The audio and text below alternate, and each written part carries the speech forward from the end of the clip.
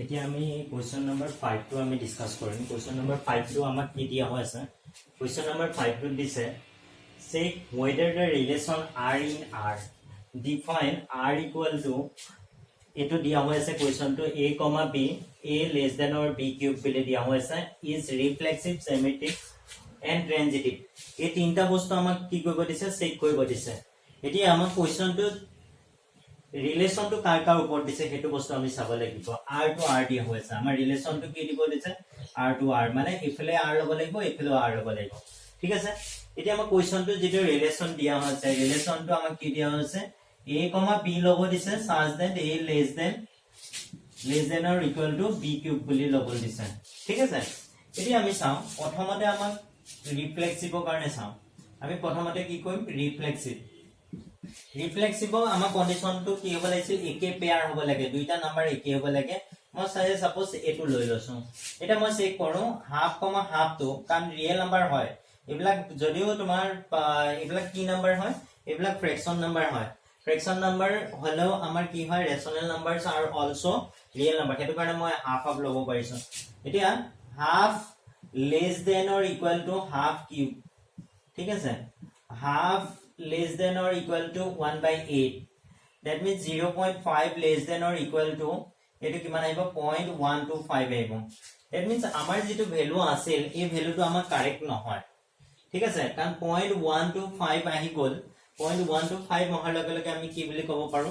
এতিয়া আমাৰ চাও 0.5 টো লেস দেন হয় জানো? নহয়। হেতু কাৰণে কি কম? এই যেটো ৰিলেশন সো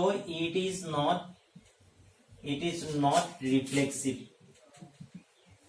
বা এটো সংক্ৰামক নহয়। এটোটো কি কয়? সৰি, এটো আমাৰ কি নহয়? সতুল্য নহয় বুলি আমি ক'ব পাৰিম। সতুল্য সম্বন্ধ নহয়।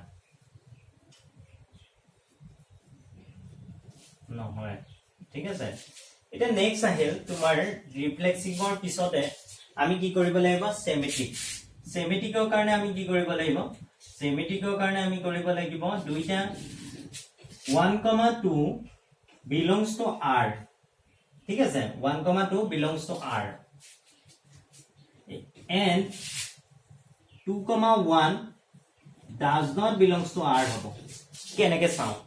মই 1,2 যদি belongs to R লৈছো that means 1 less than or equal to 2 cube that means 1 less than or equal to 8। এটো কন্ডিশন ঠিকে আছে, but আমাৰ যেটো আছে 2,1 does not belongs to R কিয় লিখিলো? এটো 2,1 যদি মই চাও 2,1 ৰ কাৰণে মই কি চাম? 2 less than or equal to আমাৰ কি হ'ব লাগিছিল? 1 cube that means 2 less than or equal to 1 আহি গল। কেতিয়াবা দুইটো একতে সৰু হ'ব পাৰিব নোৱাৰে। হেতু কাৰণে আমাৰ যেটো কন্ডিশন আছে সিমেট্ৰিক নহয়, it is not symmetric। এটো আমাৰ কি নহয়? এটো সমমিতি নহয়, সমমিত নহয়। ঠিক আছে, আমি গম পালো এটো কন্ডিশনৰ কাৰণে ঠিক আছে, কিন্তু এটো কন্ডিশনৰ কাৰণে আমাৰ ভুল আহিছে। ঠিক আছে, ভুল হোৱাৰ কাৰণে আমি কি কৰিলো? এটো সমমিত নহয়। এতিয়া মোৰ নেক্সট আহি গল, নেক্সট টো হৈ গল ট্ৰানজিটিভ। পাৰিলে তোমালোকে পেয়াৰ কেজো যিকেজো মই পেয়াৰ লৈ আছো পেয়াৰ কেজো মনত ৰাখিব চেষ্টা কৰিবা। পেয়াৰ কেজো কাৰণ পৰীক্ষা হলত তোমালোকে ভ্যালু বিলাক কি কৰিব লাগিব? বহুৱাই চেক কৰাই দেখুৱাব লাগিব। হেতু কাৰণে তোমালোকে কি কৰিবা? ভ্যালু কিটা যিকিটা ভ্যালু কথা কৈ আছো মই ইয়াতে হাফ হাফ কৈছো 1,2 2,1 এই ভ্যালু কিটা তোমালোকে মনত ৰাখিব চেষ্টা কৰিবা। নেক্সট মই লম 3,3/2 and 3/2, 6/5 এনেকুৱা নাম্বাৰ দুটা লৈ ললো। ঠিক আছে, এতিয়া এটো মানে হৈ গল 3/2 মানে হৈ গল 1.5, এটো মানে হৈ গল কিমান? 1.2 মান আহিব। ঠিক আছে, সো আমাৰ ভ্যালু কিটা আমাৰ এটো 1.5 আছে, এটো 1.5 আছে, এটো 1.2 আছে। দ্যাট মিন্স আমি এটা ডিক্ৰিজিং অৰ্ডাৰ লৈ আছো। কিহ অৰ্ডাৰ লৈ আছো? আমি ডিক্ৰিজিং অৰ্ডাৰ লৈ আছো। ঠিক আছে, এই ডিক্ৰিজিং অৰ্ডাৰ যদি আমি লৈ থাকো আমি কেনেকে কৰিম? 3,3 belongs to R এটো আমি চেক কৰিম। মই belongs to R লিখি দিছো, হয় নে নহয় মই কন্ডিশনটো পিছত চেক কৰিম। ঠিক আছে, মই দুইটা কন্ডিশন হোৱা মানে লম এনেকুৱা কন্ডিশন যাতে দুইটা কন্ডিশনে ফাৰ্স্ট যেটো আমাৰ এই দুইটা কন্ডিশনৰ যেটো ফাৰ্স্ট কন্ডিশন হ'ব হেতু আমি স্যাটিসফাই কৰাম কিন্তু পিছৰ কন্ডিশনটো হয়তো নহব পাৰে আমি চাম এতিয়া এতিয়া 3 less than or equal to 3/2 whole cube হ'ব লাগিছে ঠিক আছে এতিয়া 3 less than or equal to এটো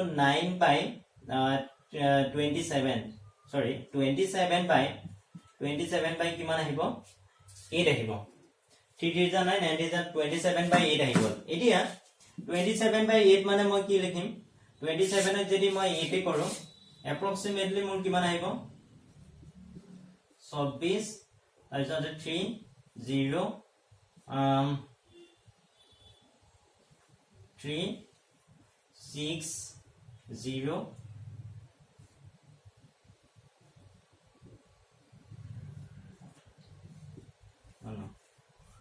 মানে 3 পইণ্ট তাৰ পিছত তোমাৰ হেৰি আহিব 8 7 টা 56 মানে 56 আহিল এটো সৰি 40 হল 85 মানে এটো 3.375 আহিল দ্যাট মিন্স আমি এই কন্ডিশনটো মই দেখা পালো যে এটো স্যাটিসফাই কৰি আছে কাৰণ 3 টো ইয়াতকে সৰু হৈ আছে 3.75 তকে সৰু হৈ আছে সো এটো condition this condition satisfied okay next we have to check for this one also so আমি এটো কাৰণে চেক কৰিম কেনেকৈ চেক কৰিম 3/2 less than or equal to 6/5 which is whole cube দিব লাগিব কাৰণ আমাৰ ৰিলেচনটো কৈ আছে আমি a লব লাগিব তাৰ পিছত b কিউব লব লাগিব less than or equal to so এটো আহি গল 1.5 এটো মোৰ কিমান আহিব so এটো আহি গল তোমাৰ 216 divided by 125 ঠিক আছে 125 ক এতিয়া মই চেক কৰি চাব লাগিব 125 216 ক যদি দিও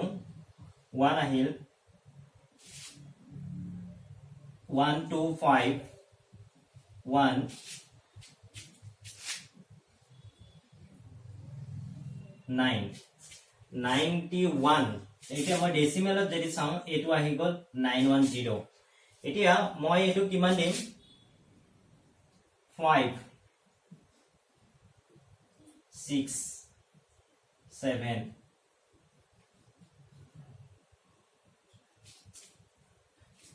7 7 5 35 5 আলাই গল 3 7 বাৰ 84 85 খাতা আহি সো এটো আহিল that means 1 point আমাৰ কি আহিছে 1.57 মান আহিছে 1.7 হৈ আছে এই কন্ডিশনটো কি হৈ আছে আমাৰ যেটো কন্ডিশন আছে এই কন্ডিশনটো আমি লিখি লৈছো যে এটো আমাৰ কন্ডিশনটো স্যাটিসফাই কৰি আছে এটা মই নেক্সট কন্ডিশনটো চেক কৰিব লাগিব নেক্সট কন্ডিশনটো কি আছে 3,6/5 belongs to r মই এটো কন্ডিশন চেক কৰিব লাগে 3,6/5 টো মই belongs to r দেখাব লাগে ঠিক আছে এতিয়া চাও হয় নে নহয় লেট এটো লেট বুলি কৈ লোৱা লেট এতিয়া 3 less than or equal to 6/5 whole cube ঠিক আছে এতিয়া চাও 3 less than or equal to 1.7 এটা জানো কেতিয়াবা সৰু হ'ব পাৰিব 3 to 1.7 তে কেতিয়াও সৰু হ'ব নোৱাৰে সো আমাৰ এই যেটো ৰিলেচনটো মই চেক কৰি চালো মোৰ এই দুটা কাট গুছি গল কাট যোৱাৰ পিছত এটো আৰু এটো থাকিব গল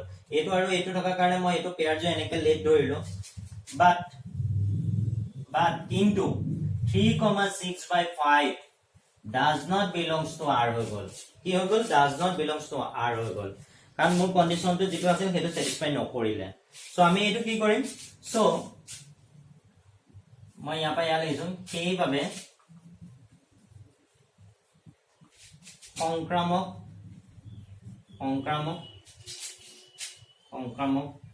সম্বন্ধ গঠন নকৰে বা সংক্ৰামক সম্বন্ধ নহয় এনেকে লিখিলেই হ'ল ঠিক আছে therefore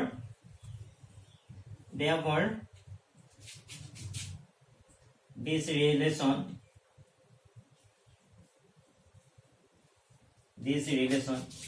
is not transitive হল তো আমি সম্বন্ধটো গম পালো এটাও নহল সেমেটিকো নহল রিফ্লেক্সিভো নহল আৰু ট্ৰানজিটিভো নহল ঠিক আছে এতিয়া আমি নেক্সট কোৱেশ্চন লৈ যাওঁ